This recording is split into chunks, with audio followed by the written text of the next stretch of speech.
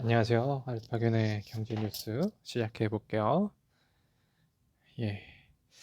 나도 전 재산 날렸다. 주식 중독에서 빠져나온 그 의사의 치유법이네요. 미국 드라마 빌리언즈를 보면요. 월가의 유명 헤지 펀드가 사내 정신과 의사를 두고 소속 펀드 매니저와 애널리스트로 하여금 정기적으로 상담을 받게 하는 장면이 자주 등장합니다. 월가의 투자가들도 정식과 상담을 받는 마당에 하물며 개인 투자자들이 주식 투자 실패와 중독에 따른 고통을 외면한다는 것은 말이 안 되죠.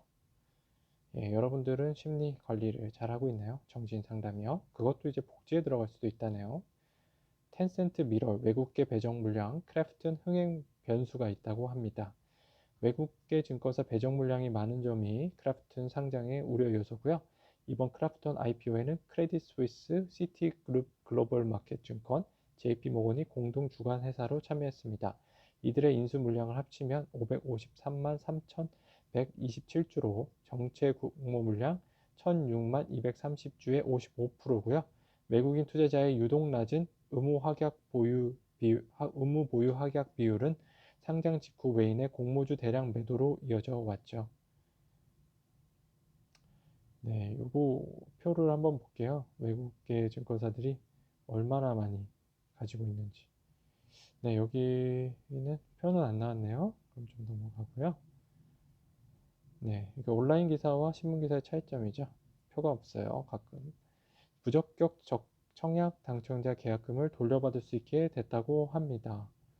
서울고법 제12-1 민사부 재판장 윤종구 고등부장 판사는 부정청약 분양권 매수인 A씨가 시행사를 상대로 위약금을 반환을 요구한 항소심 재판에서 원고 승소 판결했다고 21일 밝혔습니다. 항소심 재판부는 위약금 조항이 약관 설명 의무의 면제 대상이라는 취지의 원심 판단을 뒤집었고요. 재판부는 시행사가 위약금 조항에 대해 약관 설명 의무를 이행하지 않은 경우 위약금 조항은 효력이 인정되지 않으므로 시행사는 분양권 매수인에게 위약금을 반환하라고 선고했습니다. 네, LG전자 한온시스템 입찰 부참 올 최대 백딜 외국계 다툼으로 이어질 수 있다고 하네요. 한온시스템 매각 초반부터 국내에서는 LG전자가 가장 유력한 후보로 부상했어요. LG그룹이 정제한 사업을 주력 먹거리로 삼은 데다 LG전자는 모바일 사업 이후 새 동력이 필요했기 때문인데요. 세계 시장 1, 2위를 다투는 한온시스템의 열관리 시스템은 내연기관 차량에서는 주력 부품이 아니지만 전기차에서는 핵심으로 떠오르면서 업계의 관심이 집중됐죠. 그러나 LG전자 내부에서 전장의 일부에 불과한 공조 부품에 막대한 자금을 투입하는 것에 대해 우려가 더 컸습니다. 매각가 6조 9천억 원은 LG전자의 전체 현금성 자산에 해당하는데요. LG전자와 공동 인수를 추진해온 칼라일은 단독으로라도 입찰에 응하겠다는 입장입니다.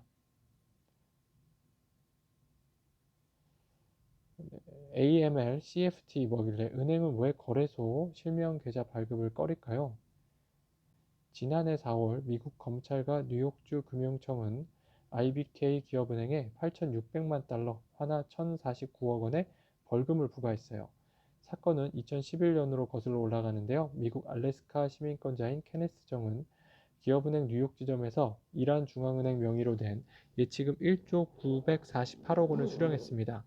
이란은 정 씨를 통해 이 자금을 인출했고요. 이를 대가로 정 씨는 107억 원의 돈을 받았죠.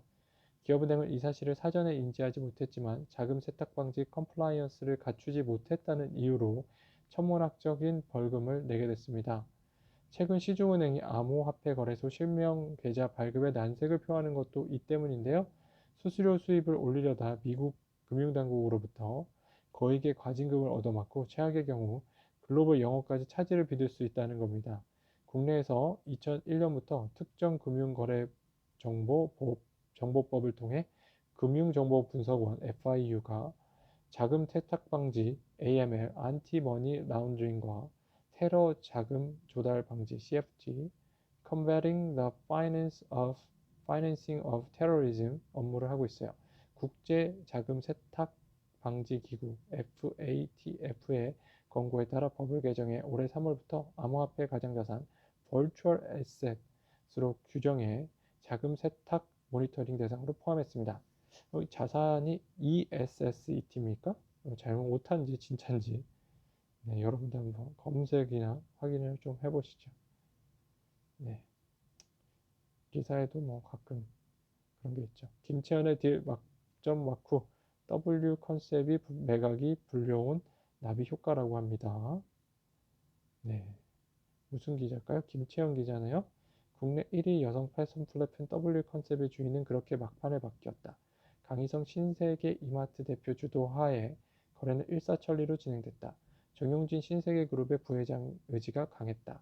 신세계는 온라인 쇼핑 부문 에스닷컴 날 세워 약속대로 정확히 3주 뒤 막판 베팅에 나섰다. 가격은 물론 거래 조건도 기존의 다른 후보들보다 월등히 좋았다. W 컨셉 인수는 신세계의 오랜 고심의 결과물이었다. 신세계는 지난해부터 패션 부문 확장을 위해 W 컨셉 등 플랫폼 인수를 검토했지만 결단을 내리고 있지 못한 상황이다. 이었다. 신세계의 W 컨셉 인수 이후 대형 여성 의류 플랫폼 분야에서 큰 장이 벌어졌다. W 컨셉을 탐냈던 무신사는 발빠르게 선회해 한 달여 만에 또 다른 여성 플랫폼 스타일쉐어와 29cm를 한꺼번에 인수했다. 그 사이 카카오는 지그재그를 품었다. 여성 플랫폼의 대형 매물이 한꺼번에 사라진 것이다. 마음이 급해진 네이버는 브랜디의 소수 지분을 인수해 협업을 이어가고 있다. 신세계 그룹이 W 컨셉을 품자 벌어진 나비 효과였다. 라고 합니다. 네, 나비 효과. 재밌죠? 네, 옆에 사람이 뭘 하면은 이제 막 빨리 뭘 또 하고 싶어지기도 하죠.